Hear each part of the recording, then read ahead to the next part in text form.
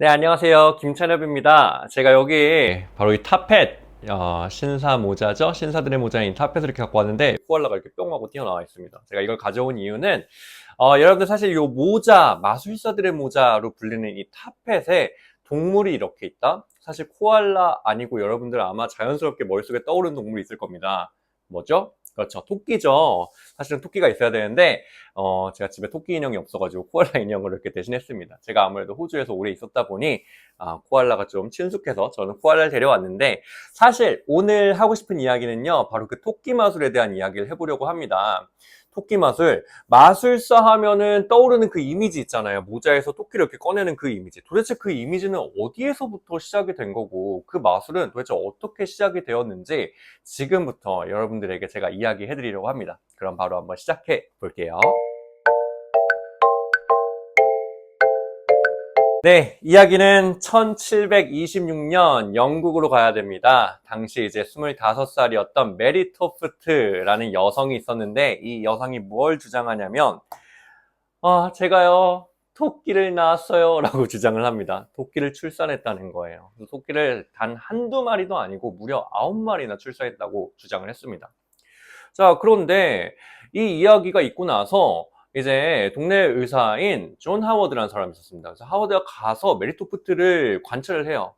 그리고선 하워드가 메리토프트는 진짜로 토끼를 낳았어 라고 이야기를 합니다. 사람들이 의사의 말을 당연히 신뢰하겠죠? 그러다 보니까 이 소문이 일파만파 퍼지면서 누구의 귀까지 들어가냐? 국왕의 귀까지 들어갑니다. 당시 영국의 왕은 조지 1세였는데 조지 1세는 이 사건을 눈여겨서 보기 시작합니다. 그리고 사람을 보내요. 자, 메리토프트 집에 누가 갔냐? 영국 왕실 외과 의사인 안드레라는 사람이 갑니다. 이 안드레가요, 굉장히 권위가 높은 사람이었어요. 안드레가 뭐라 그랬는지 아세요? 안드레가 메리토프트는 진짜로 토끼를 출산합니다 라고 얘기를 합니다. 이게 무슨 일이에요? 아니 어떻게 해요? 그 권위 높은 영국의 외과 의사마저도 메리토프트의 주장을 믿을 수 있단 말입니까? 여러분들 그게 상식적으로 이해가 되세요? 지금 우리가 사는 이 시대에서는 정말 이해가 1도 안 되는 이야기잖아요. 근데 안드레가 그렇게 믿었다는 거예요. 그런데 안드레를 믿지 못하는 다른 한 의사가 있었는데 바로 이름이 에일러스라는 사람이 있었습니다. 안드레는 아마 뭔가 잘못 생각한 것일 것이다. 말도 안 된다. 저 메리토프트의 주장은 분명히 사기일 거다. 저거는 100% 사기극이다. 이렇게 생각을 한 사람이에요. 자, 에일러스가 유심히 메리토프트를 관찰을 하는데 메리토프트가 낳은 토끼에서 무엇을 발견하냐면 이 토끼 몸에 곡물이 붙어 있다거나 아니면 건초가 붙어 있다거나 막 이런 거예요. 말도 안 되잖아요. 사람 몸에서 방금 나왔는데 어떻게 토끼 몸에 지금 건초랑 뭐 곡물이랑 이런 게 붙어 있습니까? 그래서 에일러스가 이렇게 보다가 이거는 100% 사기다 하면서 이제 자신의 주장을 점점 더 이제 어필하기 시작합니다. 그리고 결정적으로 무엇을 발견하게 되냐면 메리토프트의 방에 메리토프트를 돕는 하인들이 토끼를 방으로 들고 가는 걸 목격을 하게 되는 거죠. 그래서 이러한 정황들을 통해서 메리토프트는 기소당합니다. 실제로 기소당해가지고 잡혀가서 막 신문을 받아요. 그러니까 여러 가지 막 압박 끝에 메리가 결국에는 자백을 하죠. 사실 저는 사기를 쳤습니다. 죄송합니다. 이러면서 이제 자백을 하기 시작하는 거예요. 근데 당시에요, 여러분들 지금 우리가 생각하기에 상식적으로 좀 이해가 안 되지만 당시의 사람들은 왜 그걸 믿었을까 좀 궁금하긴 하잖아요. 그래서 잠깐 이제 짤막하게 말씀드리면은 모성각인설이라는 이론이 당시에 굉장한 믿음이 있을 시대였어요. 그게 뭐냐면 산모가 어떤 무언가의 영향을 받으면 그게 아이에게 영향을 똑같이 끼친다. 이제 이런 이야기여서 예를 들면 산모가 우울증이 있어요. 그러면 아이를 출산할 때 그 아이도 우울증이 있는 아이로 태어날 확률이 높아진다. 이러한 이야기와 조금 더 극단적으로 가면 산모가 팔이 한쪽이 없어요. 그러면 태어나는 아이도 외파리로 태어나는 확률이 높아진다. 뭐 이제 이런 이야기예요. 그래서 메리토프트가 왜 토끼를 낳았냐고 주장했냐면 이 메리토프트 당시 굉장히 가난한 여성이었거든요. 그래서 너무 배고파가지고 토끼고기를 먹고 싶었나 봐요. 그래서 이제 토끼 꿈을 막 꾸다가 이제 그 꿈이 자신에게 영향을 끼쳐가지고 내가 토끼를 임신했다. 그 이야기로 주장이 된 것이죠. 네, 아무튼 당시에 그런 어떤 종교적인 믿음, 그리고 또 기형아들 출산이 어떤 신의 계시다, 사인이다, 뭐 이러한 믿음도 있었기 때문에 좀 여러 가지 그런 것들이 맞물려가지고 당시 상황에서는 어찌 보면은 네, 그런 사건이 좀 벌어졌다고 얘기할 수 있을 것 같습니다. 그 사건 이후에 무슨 일이 벌어지냐면 당연히 앙드레는 자신의 명예를 실추하게 되고요. 그리고 의학계는 완전히 그냥 사람들의 조롱거리가 되고 뭐 신뢰는 거의 바닥으로 떨어지기까지 하고요. 그 전까지는 아까 얘기했다시피 뭐 기영아가 뭐 신에 계시다 뭐 이런 식으로 이제 사람들이 믿었잖아요. 그런 어떤 맹신이라 그럴까요? 그 맹목적인 어떤 믿음이 이제 깨지고 조금 더 과학적으로 검증하게 되는 좀 그런 어떤 성숙한 절차를 밟게 되는 계기가 되었다고 얘기할 수 있을 것 같습니다. 메리 토프트 이야기가 그래서 마술이랑 무슨 연관이 있냐면요. 당시에 그 메리 토프트 사건이 있고 나서 거의 그 이야기가 한 100년 정도 이렇게 회자되었다고 해요. 근데 그 시기에 활동하던 마술사 중에 한 명이 프랑스에 이제 콤트라는 분이 있었습니다. 이제 콤트는 토끼 마술을 처음으로 만든 창시자예요. 이 사람이 이제 신사모자에서 토끼를 처음 꺼낸 사람인데 콤트가 활동하던 시기가 이제 좀 맞물리기도 하고, 물론 콤트가 이 메리 토프트 이야기 때문에 토끼 마술을 만들었다라고 말할 수는 없습니다. 그건 어디까지나 설인 거고요. 근데 또 예술이라는 거는 원래 시대상과 환경에 또 이렇게 적용돼서 또 만들어지기도 하다 보니까요.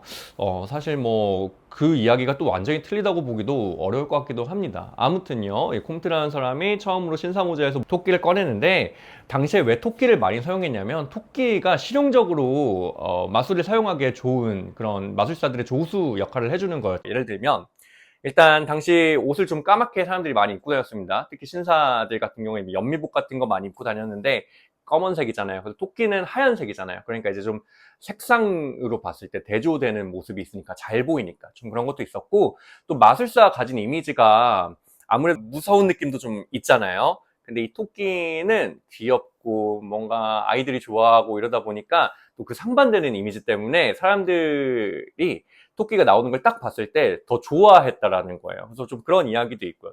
마술사들 같은 경우에는 막 여행을 많이 다니잖아요. 그러다 보니 좀 실용적인 물건들을 이용해서 마술을 하는 게 자신들의 그 공연에 도움이 될 거 아니에요. 그래서 토끼를 구하기도 쉬웠단 말이에요. 당시에 이제 뭐 시장 같은 데 가면은 동물들 많이 팔았는데 그때 뭐 토끼 같은 것도 쉽게 구할 수 있으니까 이제 뭐 여행 다니다가 토끼 사가지고 또 꺼내기도 하고 뭐 이렇게 되는 거죠. 그래서 이제 토끼 마술이 당시에는 굉장히 실용적이고, 그리고 또 꺼냈을 때 사람들에게 반응도 이제 보장해주는 어떤 그런 유행을 탈 수 있는 그런 마술이 됐다는 거죠. 그래서 이후에 정말 많은 마술사들이 토끼 마술을 했고, 그리고 또 대표적으로 데이비드 데먼트라는 마술사가 있는데 그 마술사 역시 자신의 포스터에 토끼를 꺼내는 그런 그림도 있잖아요. 그래서 이 토끼 마술이 또 한동안 마술사들 사이에서는 굉장히 유행을 탔었다고 얘기할 수 있습니다.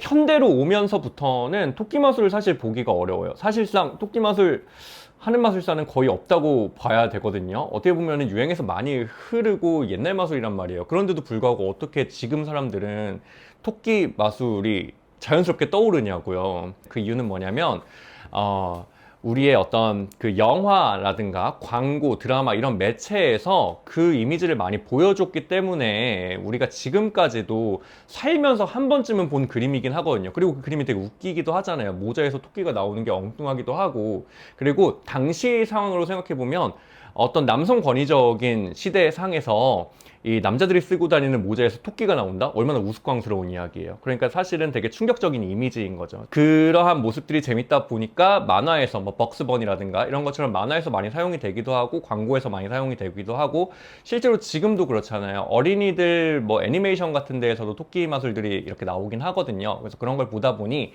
이 지금 현 시대에 살고 있는 우리 모두도 살면서 한 번씩은 봤을 그런 그림인 거죠. 그러다 보니 지금까지도 회자되는 마술로 남아있다고 말씀드릴 수 있을 것 같습니다.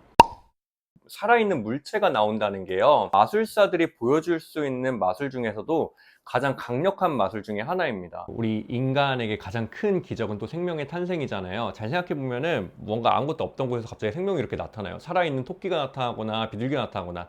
현 시대에는 생명에 대한 어떤 미스터리가 많이 풀려 있는 상태지만, 당시에는 얼마나 생명 그 자체가 얼마나 미스터리한 이야기였겠어요. 얼마나 기적적인 이야기고. 그러다 보니 당시의 사람들 사이에서 그런 토끼 마술이나 비둘기 마술을 보고 싶어하는 니즈는 뭐 당연했을 것이고, 토끼 마술이나 비둘기 마술이나 거의 동시대적으로 시작이 되긴 했거든요. 그런데 사실 요즘은 또 비둘기 마술들을 많이 하는 이유는 제 생각에는 비둘기가 좀 더 동적인 것 같아요. 그래서 이렇게 날개를 펼치거나 했을 때 훨씬 더 모습이 크고 이러다 보니까 토끼보다는 비둘기 마술이 훨씬 더 사람들에게 강렬하게 이미지를 남기는 게 아닐까, 약간 그런 생각이 좀 들었습니다. 물론 이제 아무래도 동물에 대한 어떤 그런 인식들이 변화가 되면서 동물 마술들이 많이 사라지기는 했지만 아주 오랫동안 사랑을 받았기 때문에, 그리고 그 마술들이 사람들에게 강렬한 이미지를 남겼기 때문에 지금까지도 많이 회자되고 또 만화나 드라마에서 나오기 때문에 우리가 계속 마술하면 떠오르는 이미지로 남아있는 게 아닌가라는 생각이 들었습니다.